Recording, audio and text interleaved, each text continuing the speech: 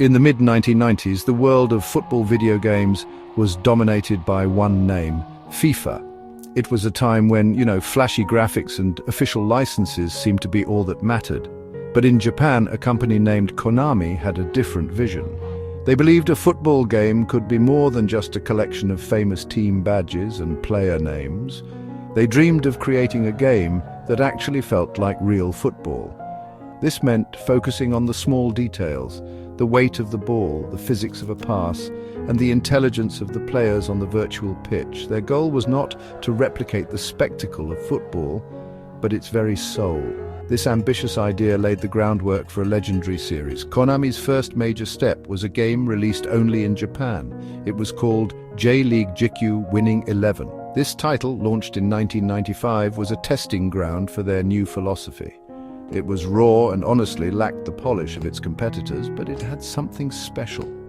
Players who tried it noticed the difference immediately. The controls felt more responsive and less automated.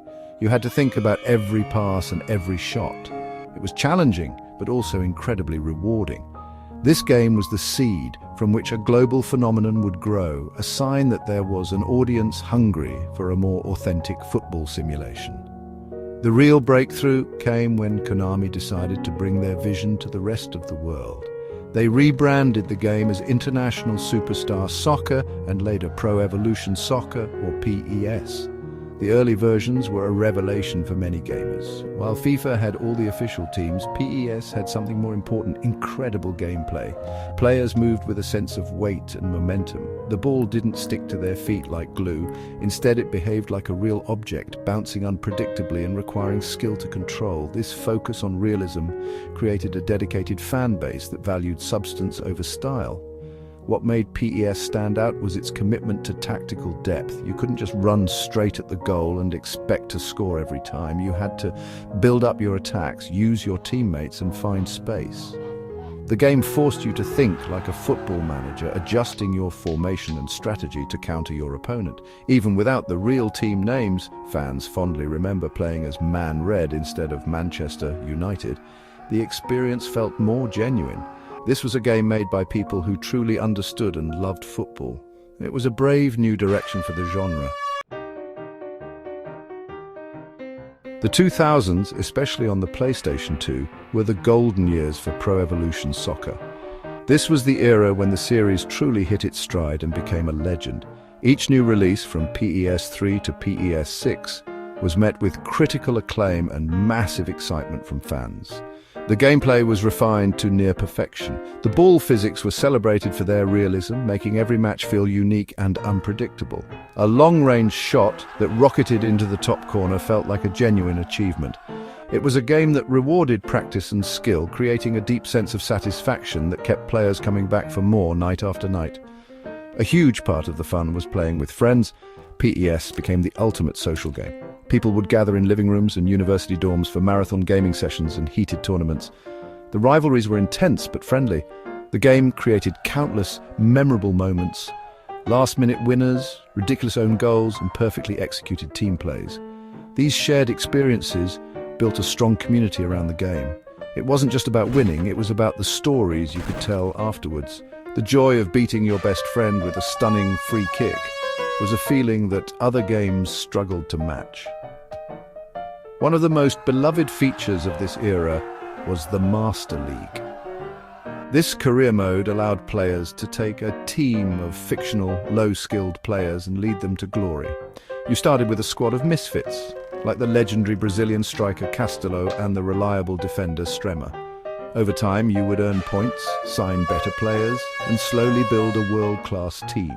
This mode was incredibly addictive and gave the game immense longevity. It created a powerful connection between the player and their virtual club, making every victory feel personal and every defeat heartbreaking. The journey from the bottom to the top was a truly epic experience.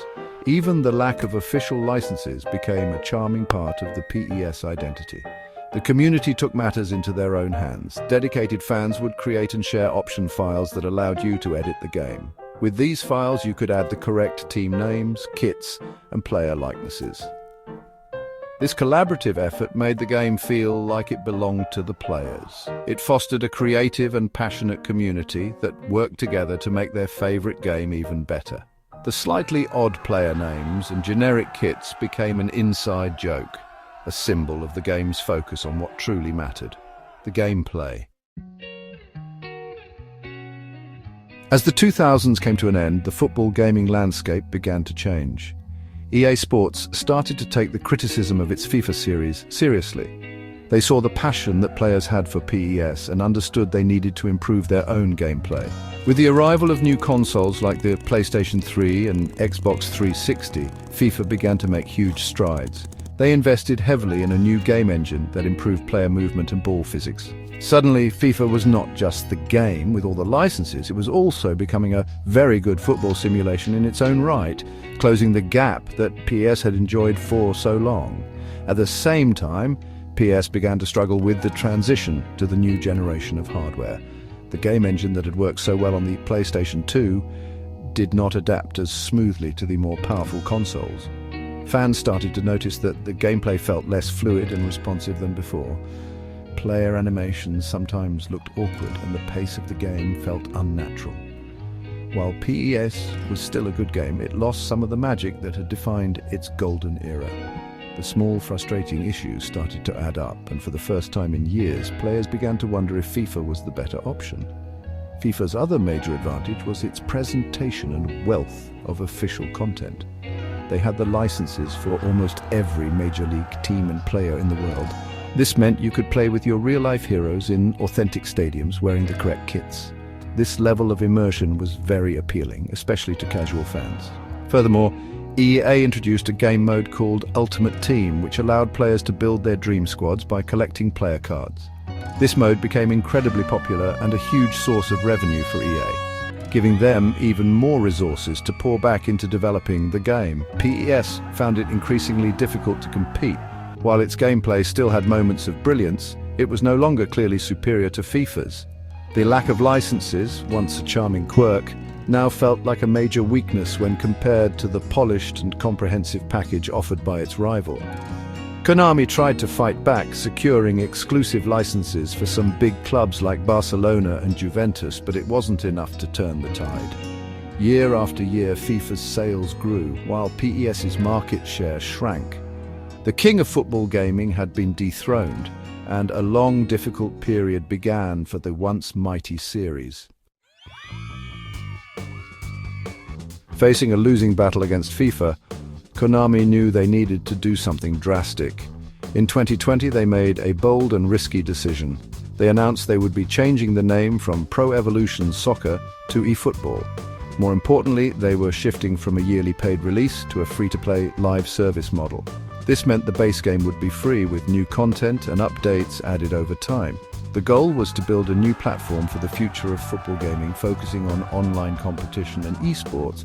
It was a massive gamble that would completely redefine the series. The launch of eFootball 2022 was, unfortunately, a disaster. The game was released in a very unfinished state. It was plagued by technical problems, bizarre graphical glitches, and poor gameplay mechanics. Player models looked strange, animations were broken, and the overall experience felt like a huge step backwards from previous PES titles. Fans and critics were extremely disappointed, and the game quickly became a source of internet memes and ridicule. It was a terrible start for Konami's new vision and did significant damage to the reputation of the franchise they had spent decades building. To their credit, Konami did not give up.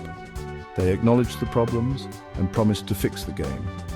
Over the following months and years, they released numerous updates to address the issues. They worked hard to improve the graphics, refine the gameplay, and add more content and modes that fans had been asking for. The game slowly got better, and while it may never fully recover from its disastrous launch, it started to show glimpses of the quality that made PES so beloved. The developers demonstrated a commitment to their community, listening to feedback and trying to steer the ship back in the right direction. Today, on July 23, 2025, the legacy of Pro Evolution Soccer is complicated but undeniable. For a generation of gamers, PES represents the pinnacle of football simulation. It taught them to appreciate the tactical side of the sport and provided countless hours of joy and friendly competition. The memories of Master League triumphs and late-night tournaments with friends are still cherished. While the series has faced immense challenges, its spirit lives on in the hearts of its dedicated fans. PES proved that gameplay is king, and its influence can still be felt in every football game on the market today. It remains a true legend of the genre,